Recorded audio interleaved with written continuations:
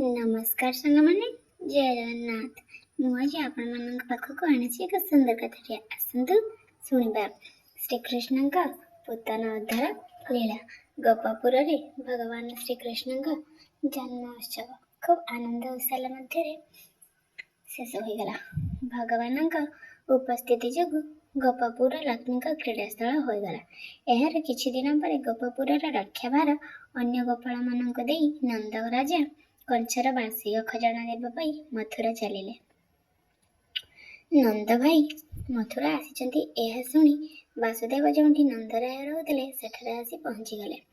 ତାଙ୍କୁ ଦେଖୁ ଦେଖୁ ନନ୍ଦ ଉଠି ଆସି ନିଜ ପିଣ୍ଡରେ ପ୍ରାଣ ପଶିଲା ପ୍ରାୟ କୁଣ୍ଡାଇ ହୋଇ ପକାଇଲେ।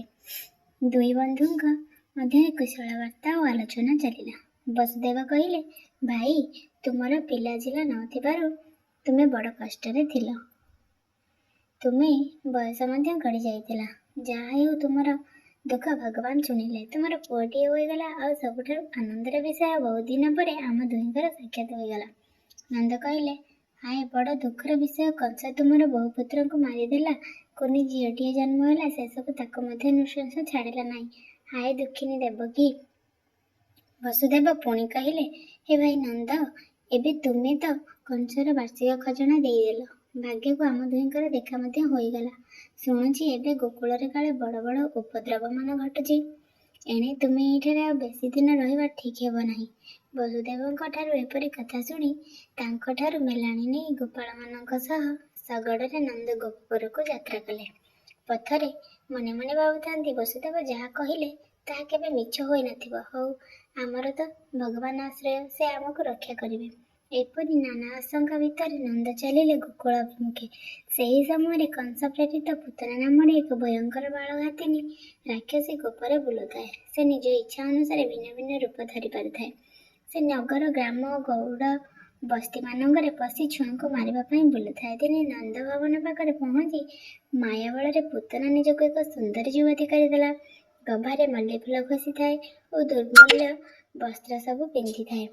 ସୁନ୍ଦର କୁଞ୍ଚିତ କେଶ ଓ କାନରେ କୁଣ୍ଡଳ ଧାରଣ କରି ସେ ଅପ୍ସରା ପରି ଦିଶୁଥାଏ। ବିଶ୍ୱମୋହିନୀ ବେଶ ଧରି ସେ ନନ୍ଦଙ୍କ ଘର ଭିତରକୁ ପଶିଯାଇ ଦେଖିଲା ଶିଶୁକୃଷ୍ଣ ଶେଯରେ ଶୋଇଛନ୍ତି। କୃଷ୍ଣ ଜାଣିଗଲେ ସେ କିଏ ଓ ତାକୁ ଦେଖିବା କ୍ଷଣି ଆଖି ବୁଜି ପକାଇଲେ। ପୂତନା ସଙ୍ଗେ ସଙ୍ଗେ ତାଙ୍କ କୋଳକୁ ଉଠାଇ ନେଲା। ସିଏ ଖୁବ୍ ସୁନ୍ଦର ଏବଂ ଶୀଳ ଦେଖାଯାଉଥିବାରୁ ଯଶୋଦା ଓ ରୋହିଣୀ କିଛି ଭାବିଲେ ନାହିଁ। ଶିଶୁକୃଷ୍ଣଙ୍କୁ କୋଳରେ ଧରି ତାଙ୍କ ପାଟିରେ ଉତ୍କଟ ବିଷ ଭରିଥିବା ନିଜ ସ୍ତନକୁ ସେ ଭରିଦେଲା। ଭଗବାନ କୃଷ୍ଣ କ୍ରୋଧାନ୍ୱିତ ହୋଇ ତାର ଦୁଇ ସ୍ତନକୁ ହାତରେ ଧରି କ୍ଷୀର ପିଇବାକୁ ଲାଗିଲେ। ଭଗବାନ କ୍ଷୀର ପିଇବା ସହିତ ତାର 5 ପ୍ରାଣକୁ ଶୋଷିବା ଆରମ୍ଭ କଲେ। ଏହି ସମୟରେ ପୂତନା ଚିତ୍କାର କରି ଉଠିଲା, ଆରେ ଛାଡ଼ିଦେ, ମୋତେ ଛାଡ଼ିଦେ। ଏପରି ଚିତ୍କାର କରୁ କରୁ ତାର ଡୋଳା ଓଲଟି ପଡ଼ିଲା। ଖୁବ୍ ଯନ୍ତ୍ରଣାରେ ସେ ନିଜେକୁ ଲଜାଇ ନ ପାରି ବିରାଟ ରାକ୍ଷସୀ ରୂପ ହୋଇ ଭୂମି ଉପରେ ଭୟଙ୍କର ରଡ଼ି କରି ପଡ଼ିଗଲା। କୃଷ୍ଣଙ୍କ ଏହି ଲୀଳାକୁ ଲକ୍ଷ୍ୟ କରି କବି ଭକ୍ତଚରଣ ଦାସ ମଥୁରା ମଙ୍ଗଳରେ ଲେଖିଲେ, ଖସି ପଡ଼ୁଛି କି ଆକାଶ, କିଏ ଗଙ୍ଗା ଯମୁନା, କ୍ଷୀର ସଙ୍ଗେ ପ୍ରାଣ ଶୋଷିଲେ ନାଶ ଗଲା ପୂତନା। ପୂତନାର ବିଶାଳ ଶରୀରଟା ତଳେ ପଡ଼ିଯିବାରୁ ସେଠାରୁ 6 କୋଶ ପର୍ଯ୍ୟନ୍ତ ବୃକ୍ଷଲତା ସବୁ ଦଳି ଚକଟି ହୋଇଗଲା। ପୂତନା ପାଟିର ଦାନ୍ତଗୁଡ଼ିକ ଲଙ୍ଗଳର ଇସ ପରି ହୋଇଥାଏ। ଡୋଳା ଦୁଇଟା ବିରାଟ ଗହ୍ୱର ପରି ଦେଖାଯାଉଥାନ୍ତି ଆଉ ସେ ଚାରିକାତ ମେଲାଇ ପଡ଼ିଥାଏ। ପଡ଼ିଯିବା ବେଳେ ରାକ୍ଷସୀ ପୂତନାର ବିକଟାଳ ଚିତ୍କାର ଶୁଣି ଗୋପୀ ଗୋପାଳମାନେ ଧାଇଁ ଆସି ଦେଖନ୍ତି ତ ବିରାଟ ରାକ୍ଷସୀଟା ତା ବାଳକୁ ମେଲା କରି ପଡ଼ିଛି, ଆଉ କାହ୍ନା ତା ଛାତି ଉପରେ ନିର୍ଭୟ ହୋଇ ଖେଳୁଛି। କୃଷ୍ଣ ପୂତନା ଛାତି ଉପରେ ବସି ଯେପରି କହୁଛନ୍ତି, ମୁଁ ତ ଦୁଗ୍ଧଖିଆ ଶିଶୁ, ତୁ ମୋ ପାଟିରେ ସ୍ତନ ଭରିଦେଲୁ, ତେଣୁ ମୁଁ ଦୁଗ୍ଧ ପିଇଲି। ଏଥିରେ ତୁ ମଲୁ ତ ମୋର କି ଦୋଷ? ଯେତେବେଳେ ଗୋପୀମାନେ କୃଷ୍ଣଙ୍କୁ ତା ଛାତିରେ ବସିଥିବା ଦେଖିଲେ, ସେମାନେ ଦୌଡ଼ି ଯାଇ ତାଙ୍କୁ ଉଠାଇ ଆଣିଲେ। ଯଶୋଦା ଓ ରୋହିଣୀ ତାଙ୍କୁ ଗାଈ ଲାଞ୍ଜରେ ଝାଡ଼ିଦେଲେ। ତାଙ୍କୁ ଗୋମୂତ୍ରରେ ସ୍ନାନ କରାଇ ଦେହରେ ରଜ ବୋଳି ଦେଲେ। ତାଙ୍କର ଅଙ୍ଗରେ ଗୋବର ବୋଳି ଦେଇ କେଶବଙ୍କୁ ଦ୍ୱାଦଶ ନାମରେ ସ୍ତୁତି କରି ତାଙ୍କ ଶରୀରକୁ ରକ୍ଷା କରିବାକୁ ପ୍ରାର୍ଥନା କଲେ। ଏପରି ପ୍ରେମ ବଶରେ ବାନ୍ଧି ହୋଇଥିବା ଗୋପୀମାନେ ଭଗବାନଙ୍କୁ ରକ୍ଷା କଲେ। ମା ଯଶୋଦା ତାଙ୍କୁ କୋଳରେ ଘେନି କ୍ଷୀର ପିଆଇ ଦୋଳିରେ ଶୁଆଇ ଦେଲେ। ଏତିକିବେଳେ ନନ୍ଦ ସାଥୀ ଗୋପାଳମାନଙ୍କ ସହ ମଥୁରାରୁ ଆସି ଗୋପପୁରରେ ପହଞ୍ଚିଗଲେ। ସେ ପୂତନାର କାଣ୍ଡ ଶୁଣି ଚକିତ ହୋଇ କହିଲେ, ଆରେ ଭାଇ, ବସୁଦେବ ତ ଯାହା କହୁଥିଲେ ପୁରା ସତ। ସିଏ କଣ ଋଷି ନା ଦେବତା? ଏହା ଭିତରେ ଗୋପାଳମାନେ ପୂତନା ଶରୀରକୁ କୁରାଢ଼ୀରେ ଖଣ୍ଡ ଖଣ୍ଡ କରି ଗୋକୁଳଠାରୁ ଦୂରକୁ ନେଇଯାଇ ସେଠାରେ ନିଆଁ ଲଗାଇ ପୋଡ଼ିଦେଲେ।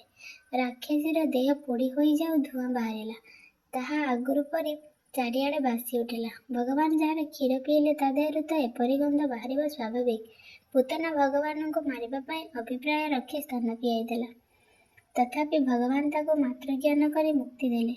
ଏହା ଭଗବାନଙ୍କ ଦ୍ୱାପର ଲୀଳା ଥିଲା, କିନ୍ତୁ ଏହା ସତ୍ୟ ଯୁଗର ଏକ ସୁନ୍ଦର କାହାଣୀ ସଂଶ୍ଳିଷ୍ଟ ହୋଇ ରହିଛି। ଅସୁର ରାଜା ବଳିର ଦର୍ପ ମର୍ଦ୍ଦନ ପାଇଁ ଭଗବାନ ବାମନ ରୂପ ଧରିଥିଲେ। ବଳିଙ୍କ ଝିଅ ନାମ ଥିଲା ରତ୍ନମାଳା। ସେ ଯଜ୍ଞଶାଳାରେ ଭଗବାନ ବାମନଙ୍କୁ ଦେଖି ମନେ ମନେ ପାଞ୍ଚିଲା, ଆହା, ମୋର ଯଦି ଏହିପରି ପୁଅଟିଏ ଥାନ୍ତା, ତେବେ ତାକୁ ମୁଁ ସ୍ତନ୍ୟପାନ କରାଇ କେତେ ଖୁସି ହୁଅନ୍ତି। ଭଗବାନ ରତ୍ନମାଳାର ସେହି କାମନାକୁ ଅନୁମୋଦନ କରିଥିଲେ। ଦ୍ୱାପର ଯୁଗରେ ରତ୍ନମାଳା ଆସି ପୂତନା ରୂପେ ଜନ୍ମ ହୋଇ ଭଗବାନଙ୍କୁ ସ୍ତନ୍ୟପାନ କରାଇ ତାର କାମନା ପୂର୍ଣ୍ଣ କଲା। ନନ୍ଦ ସାଥୀ ଗୋପାଳମାନଙ୍କ ସହ ଆସି ବ୍ରଜରେ ପହଞ୍ଚିଲେ। ତାଙ୍କ ନାକରେ ଯେତେବେଳେ ଚିତାଧୂଆଁର ସୁଗନ୍ଧ ବାଜିଲା, ସମସ୍ତେ କହିଲେ, ଆରେ, ଏ ସୁଗନ୍ଧ କେଉଁଠୁ ଆସୁଛି? ଗୋପୀମାନେ ତାଙ୍କୁ ସବୁ ଘଟଣା ବୁଝାଇ କହିଲେ। ଏହା ଶୁଣି ପୁଅ ରାକ୍ଷସୀ ଠାରୁ ନିର୍ବିଘ୍ନରେ ବଞ୍ଚିଯାଇଛି ଓ ପୂତନା ମାରିଛି ଜାଣି ନନ୍ଦ ଖୁବ୍ ଖୁସି ହେଲେ। ସେ ପୁଅକୁ କୋଳ କରି ବାରମ୍ବାର ଚୁମ୍ବନ କଲେ। ପୁଅର ରିଷ୍ଟ ଖଣ୍ଡନ ପାଇଁ ବ୍ରାହ୍ମଣମାନଙ୍କୁ ଡକାଇ ସେ ଗ୍ରହ ଶାନ୍ତି କଲେ ଏବଂ ଜ୍ଞାତି କୁଟୁମ୍ବମାନଙ୍କୁ ଭୂରି ଭୋଜନ କରାଇ ବ୍ରାହ୍ମଣମାନଙ୍କୁ ଧେନୁ ବତ୍ସ ଓ ସୁବର୍ଣ୍ଣ ଦାନ ଦେଇ ତୃପ୍ତ କଲେ। ବ୍ରାହ୍ମଣମାନେ ପ୍ରସନ୍ନ ହୋଇ ପୁତ୍ରକୁ ଆଶୀର୍ବାଦ ଦେଲେ, ସକଳ ରିଷ୍ଟରୁ ଅଚ୍ୟୁତ ତୋତେ ସେ କରନ୍ତୁ ମୁକ୍ତ। ପୂତନା ଉଦ୍ଧାର ଥିଲା ଭଗବାନ ଶ୍ରୀକୃଷ୍ଣଙ୍କର ବାଲ୍ୟଲୀଳା। ଶ୍ରୀମଦ୍ ଭାଗବତ ଗୀତାରେ ଏହି ଲୀଳା ଶ୍ରବଣର ମାହାତ୍ମ୍ୟ କୀର୍ତ୍ତନ ପରି କୁହାଯାଇଛି। ପୂତନା ମରଣ ବାଣୀ କନ୍ୟା ଶୁଣନ୍ତି ଯେତେ ପ୍ରାଣୀ, ଅସୁର ତରିଲା ଯେମତେ ସୃଜନ ଜୀବ ସେହି ପଥି। ଭଗତି କର ଦୃଢ଼ ଚିତ୍ତେ, ହରି ଭକତଙ୍କର ମତେ।